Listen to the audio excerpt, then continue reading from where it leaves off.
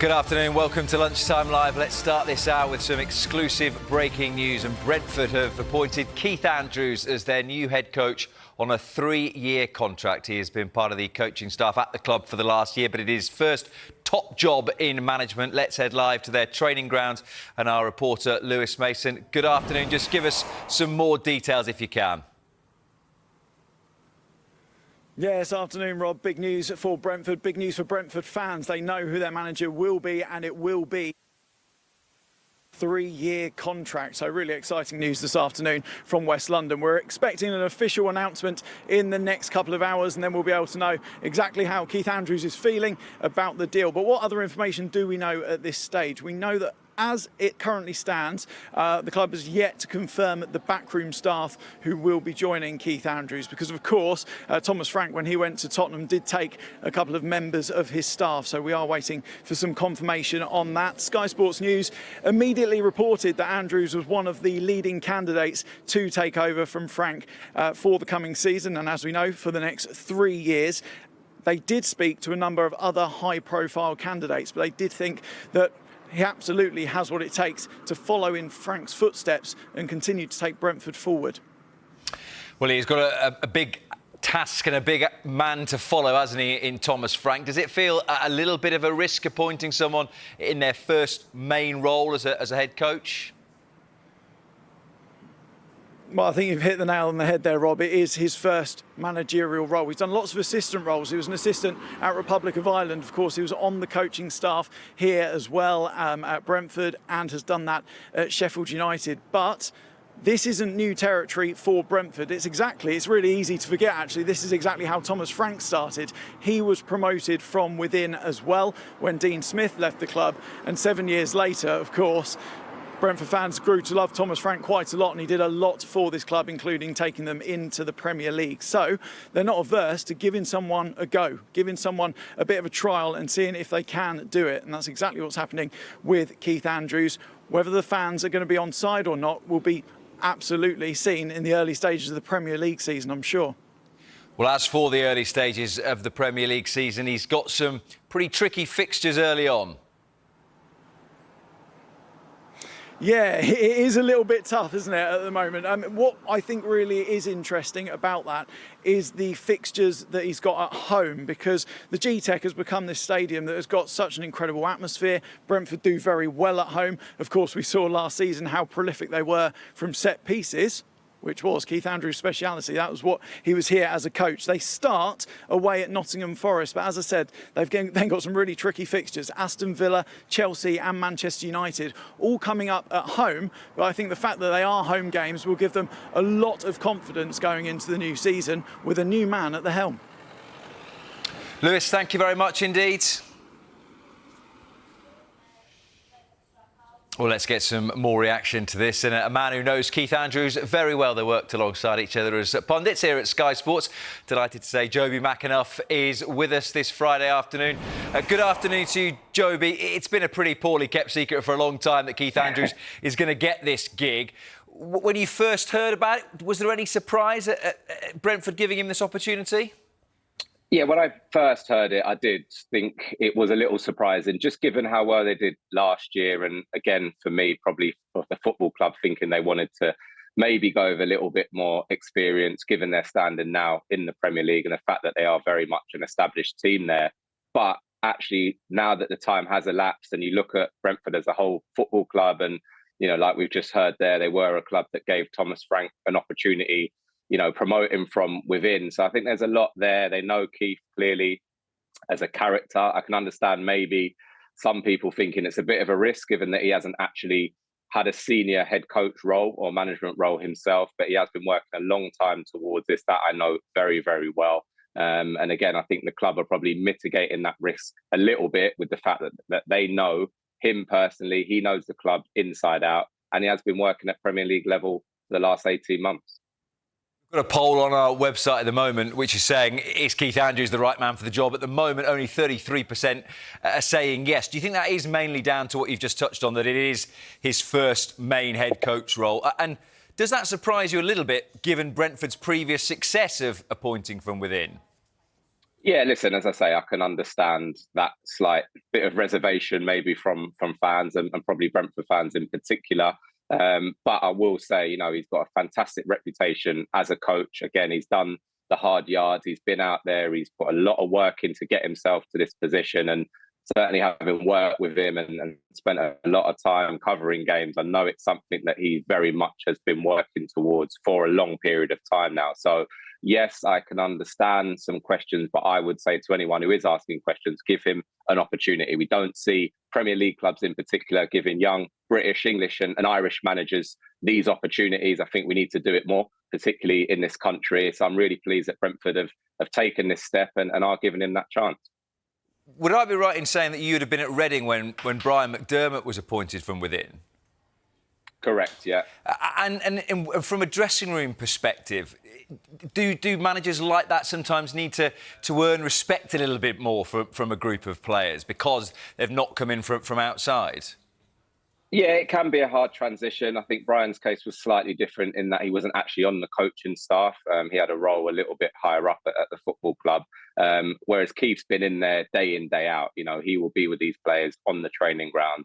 Every little detail, he would have gone through. I know there's been a lot made about him being a set piece coach, but speak to anyone at the football club. I know Justin Cochran very, very well, who's obviously departed with Thomas Frank. Keith was a lot more than just that.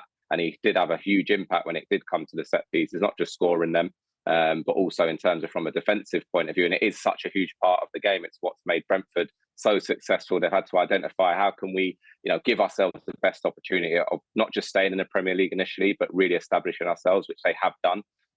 But he's a lot more than that. And I just feel that, he's an all-round coach. He's got a great idea of the way that he wants the game to be played. And I think we'll start to see that if he's given the opportunity and the time that he's going to need in this first role.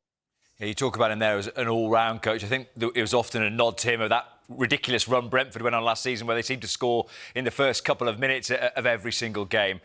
Again, from the being part of the coaching staff perspective, how difficult is that balance, do you think, between carrying on the success that Thomas Frank has had, but also wanting to do things his own way?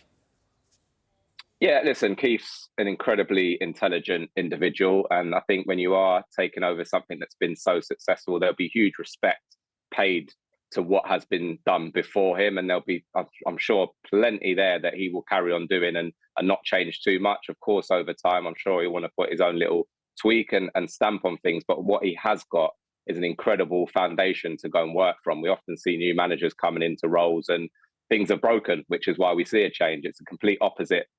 In Brentford's perspective, it can't have been going any better than it ever has at the football club. That's why Tottenham have come in and taken Thomas Frank. That's why their best players are being linked with moves away and continually they have to sell their best players. That is the model at the football club. Again, Keith knows that inside out. And I think that's a big part of this decision. We have to, give a bit of faith to the ownership group.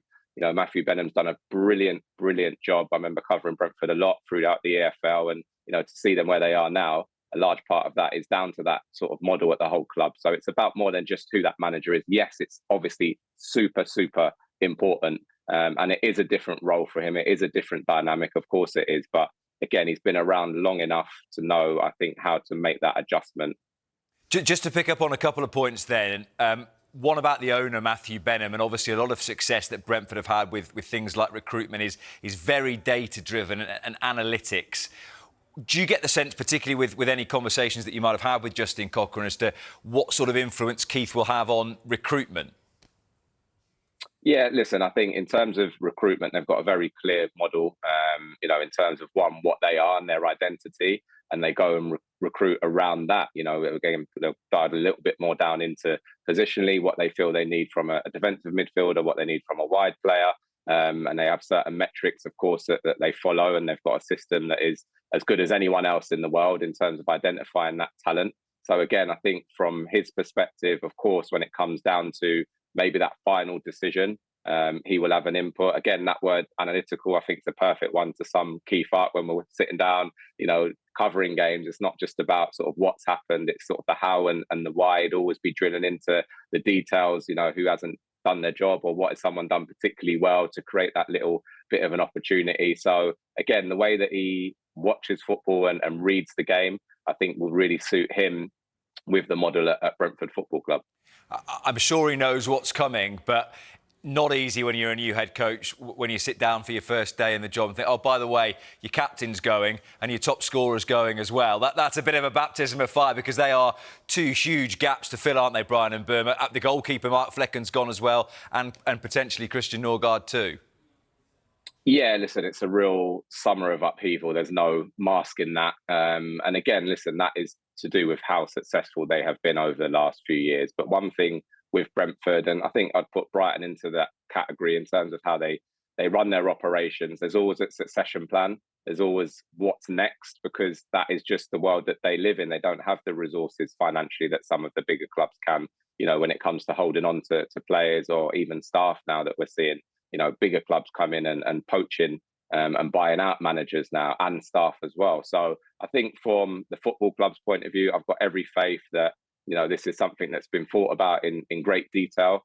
I'm sure there was a theory around Thomas Frank and the fact that at some point, if he continued to do as well as he was doing, that he would move on at some point. And this is just the next phase. So again, I think it's a football club that is very forward thinking. And I'm sure that they've made, their due diligence on this decision. I think fixtures-wise, they start away at Forest, live on Sky Sports on the opening weekend. They've got some early home games against the likes of Villa and Chelsea. It goes without saying, it's the same for any new manager, isn't it, that you want to get some early points on the board. Otherwise, that pressure will start to grow very, very quickly.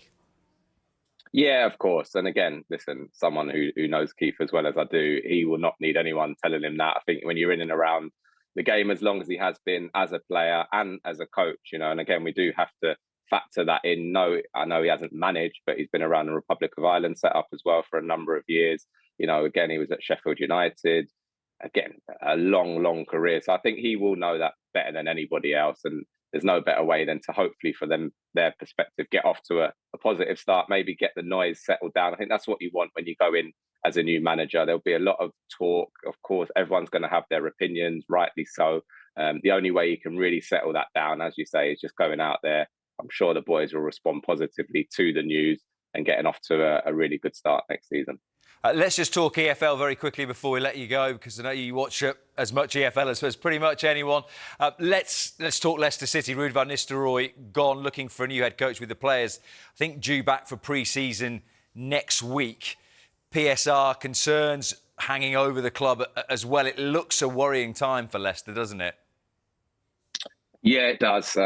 We spoke a little bit about it yesterday when we did the fixture release day. They are the club for me that they really needed to get this decision made, whichever way they wanted to go with it, because the uncertainty around that stadium and that football club has, been crazy, really. You don't want to be going into a new season not knowing what's going on, whether that's the fans, whether that's the players. There's still that uncertainty because of potential implications regarding their financial situation. Is it going to be a points deduction? There's a lot of talk about that. So we're not sure exactly what state they're going to be in come the start of the season. But what you can try and control a little bit is who's that man to take you forward. And again, I think everyone at that football club needs to have that decision made as quickly as possible. Two of the candidates that are being linked very heavily with the job at the moment, Sean Dyche. You wonder whether someone like him would be tempted if he knows what's going on in the background at the club.